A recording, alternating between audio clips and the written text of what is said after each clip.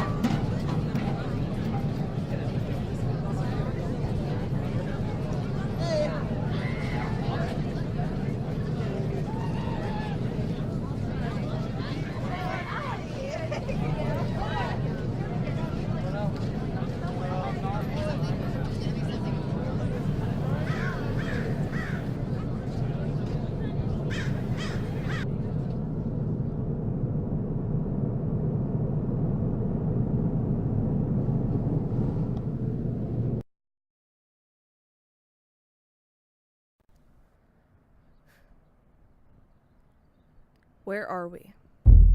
Fragmented memories, vitality to fuel us, but no light to guide them. No gas to the fire as the oxygen we breathe keeps it away. Trapped in a box the world has created.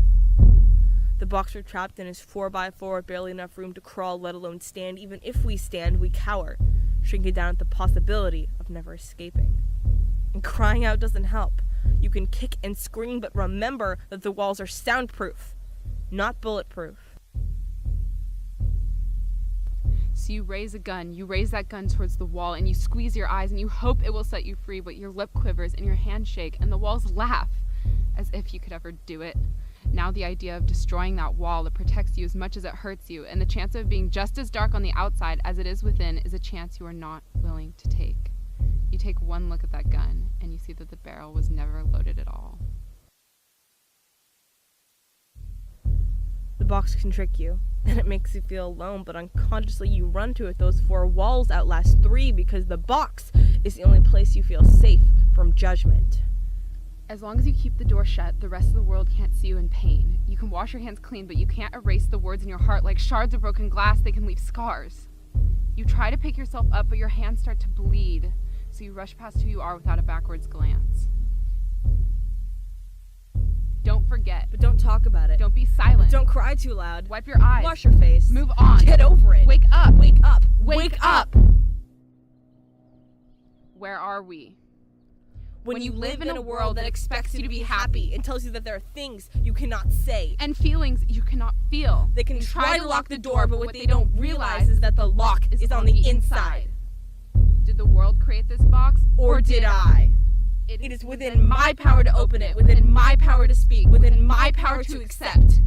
That when I raise above the box, the view from above is a million little boxes with soundproof walls. Who are we?